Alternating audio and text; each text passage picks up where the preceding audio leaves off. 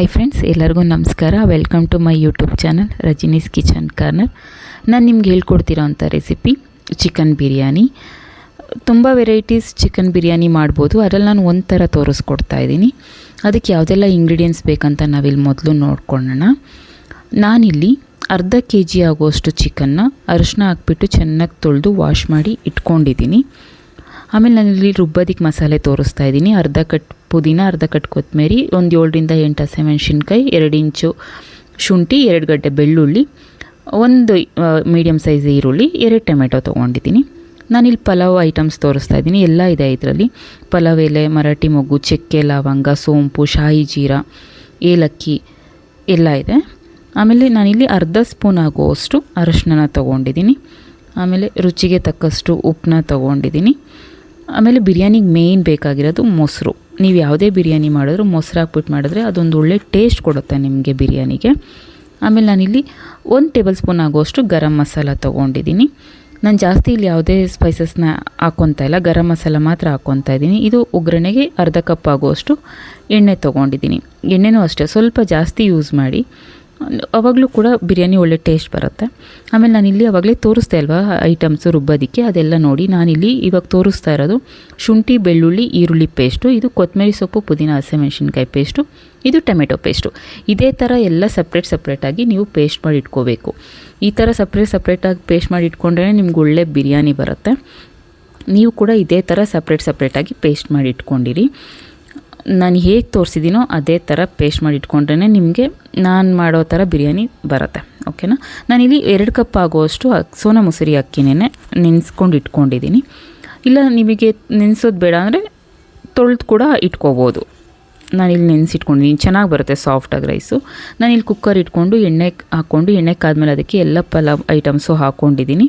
ಅದೆಲ್ಲ ಸ್ವಲ್ಪ ಫ್ರೈ ಆದಮೇಲೆ ಅದಕ್ಕೆ ನಾವು ಈರುಳ್ಳಿನ ಆ್ಯಡ್ ಮಾಡ್ಕೊಳ್ಳೋಣ. ಅಂದರೆ ಈರುಳ್ಳಿ ಪೇಸ್ಟು ನಾನು ಆವಾಗಲೇ ರುಬ್ಕೊಂಡಿದ್ದೆ ಗೊತ್ತಾ, ಈರುಳ್ಳಿ, ಬೆಳ್ಳುಳ್ಳಿ, ಶುಂಠಿ ಪೇಸ್ಟ್. ಇದು ನಾನು ಯಾಕೆ ಇದನ್ನು ಪದೇ ಹೇಳ್ತಾ ಇದ್ದೀನಿ ಅಂದರೆ ಕನ್ಫ್ಯೂಸ್ ಆಗಬಾರ್ದು.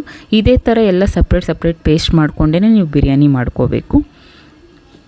ಈ ಪೇಸ್ಟು ಚೆನ್ನಾಗಿ ಸ್ವಲ್ಪ ಫ್ರೈ ಆಗಲಿ. ಈಗ ಸ್ವಲ್ಪ ಇದಕ್ಕೆ ಅರಿಶಿನ ಹಾಕಿಬಿಟ್ಟು ಹಸಿ ವಾಸನೆ ಹೋಗಬೇಕು. ಅದು ಈರುಳ್ಳಿದು, ಶುಂಠಿ, ಬೆಳ್ಳುಳ್ಳಿದು ಹಸಿ ವಾಸನೆ ಹೋಗೋವರೆಗೂ ಇದನ್ನು ಫ್ರೈ ಮಾಡ್ಕೊಳ್ಳೋಣ. ಇದು ಫ್ರೈ ಮಾಡಬೇಕಾದ್ರೇ ಒಂದು ಒಳ್ಳೆ ಸ್ಮೆಲ್ ಬರುತ್ತೆ, ತುಂಬಾ ಚೆನ್ನಾಗಿರುತ್ತೆ ಆ ಸ್ಮೆಲ್ಲು. ನೋಡಿ ಇವಾಗ ಇಷ್ಟು ಫ್ರೈ ಆಗಿದೆ. ಈಗ ಇದಕ್ಕೆ ನಾವು ಚಿಕನ್ನ ಆ್ಯಡ್ ಮಾಡ್ಕೊಳ್ಳೋಣ. ಚಿಕನ್ ಕೂಡ ಅಷ್ಟೇ ಸ್ವಲ್ಪ ಹಸಿ ವಾಸನೆ ಹೋಗೋವರೆಗೂ ಅದನ್ನು ಚೆನ್ನಾಗಿ ಫ್ರೈ ಮಾಡ್ಕೋಬೇಕು. ಇದೇ ಮಸಾಲೆನಲ್ಲಿ ಚೆನ್ನಾಗಿ ಫ್ರೈ ಮಾಡ್ಕೋಬೇಕು. ಹಿಂಗೆ ಒಂದೊಂದೇ ಮಸಾಲೆನ ಆ್ಯಡ್ ಮಾಡ್ಕೊಂಡು ಹೋಗ್ಬೇಕು ಇದಕ್ಕೆ. ಇವಾಗ ಆ ಪೇಸ್ಟಲ್ಲಿ ಚಿಕನ್ ಚೆನ್ನಾಗಿ ಫ್ರೈ ಆದಮೇಲೆ ಇದಕ್ಕೆ ಸ್ವಲ್ಪ ಉಪ್ಪು ಹಾಕ್ಬಿಟ್ಟು ಫ್ರೈ ಮಾಡ್ಕೊಳ್ಳೋಣ. ನೆಕ್ಸ್ಟ್ ಎಲ್ಲ ಮಸಾಲೆನೂ ಆ್ಯಡ್ ಮಾಡ್ಕೊಂಡು ಹೋಗಬೇಕು. ಇವಾಗ ಇಷ್ಟು ಫ್ರೈ ಆದಮೇಲೆ ಇದಕ್ಕೆ ನಾವು ಮತ್ತೆ ಇನ್ನೊಂದು ಮಸಾಲೆನ ಆ್ಯಡ್ ಮಾಡ್ಕೋಬೇಕು. ಇವಾಗ ಇದನ್ನು ಮುಚ್ಚಿಬಿಟ್ಟು ಒಂದು 5 ನಿಮಿಷ ಬೇಯಿಸ್ಕೊಳ್ಳಿ ಇದೇ ಮಸಾಲೆನಲ್ಲಿ. ಅವಾಗ ಚಿಕನ್ದು ಸ್ವಲ್ಪ ಹಸಿ ವಾಸನೆ ಎಲ್ಲ ಹೋಗಿರುತ್ತೆ. ಆಮೇಲೆ ನಾವು ನೆಕ್ಸ್ಟು ಇನ್ನೊಂದು ಸೆಕೆಂಡ್ ಮಸಾಲೆನ ಆ್ಯಡ್ ಮಾಡ್ಕೋಬೋದು. ಇವಾಗ ನೋಡಿ ಈ ಥರ ಆಗಿದೆಯಲ್ಲ ಚಿಕನ್ನು. ಇವಾಗ ಇದಕ್ಕೆ ನಾವು ಕೊತ್ತಂಬರಿ ಸೊಪ್ಪು, ಪುದೀನ, ಹಸಿಮೆಣಸಿನ್ಕಾಯಿ ರುಬ್ಕೊಂಡಿದ್ವಲ್ಲ ಆ ಪೇಸ್ಟ್ನ ಆ್ಯಡ್ ಮಾಡ್ಕೊತಾ ಇದ್ದೀನಿ. ಅದು ನಿಮಗೆ ನ್ಯಾಚುರಲ್ ಕಲರ್ ಕೊಡುತ್ತೆ, ಗ್ರೀನ್ ಕಲರ್. ನೋಡಿ ಅಲ್ಲೇ ಗೊತ್ತಾಗ್ತಾ ಇದೆ ಎಷ್ಟು ಗ್ರೀನ್ ಇದೆ. ನಾವು ಯಾವುದೇ ಫುಡ್ ಕಲರ್ನ ಯೂಸ್ ಮಾಡಬೇಕಾಗಿಲ್ಲ, ಅಷ್ಟು ಗ್ರೀನಿಶ್ ಆಗಿರುತ್ತೆ ಅದು. ಇವಾಗ ಇದರಲ್ಲೂ ಕೂಡ ಚಿಕನ್ನ ಒಂದು 5 ನಿಮಿಷದವರೆಗೂ ಫ್ರೈ ಮಾಡ್ಕೋಬೇಕು. ಇದು 5 ನಿಮಿಷ ಫ್ರೈ ಆದಮೇಲೆ ಟೊಮೆಟೊನ ಸಪ್ರೇಟಾಗಿ ರುಬ್ಕೊಂಡಿದ್ವಲ್ಲ ಅದನ್ನು ಹಾಕ್ಕೊಂಡು ಫ್ರೈ ಮಾಡ್ಕೋಬೇಕು. ಇದರಲ್ಲೂ ಕೂಡ ಅಷ್ಟೇ ಚಿಕನ್ನು ಒಂದು 5 ನಿಮಿಷ ಫ್ರೈ ಆಗಬೇಕು. ಇದೆಲ್ಲ ಮಸಾಲೆದೆಲ್ಲ ಚೆನ್ನಾಗಿ ಚಿಕನ್ಗೆ ಹಿಡ್ಕೊಳುತ್ತೆ.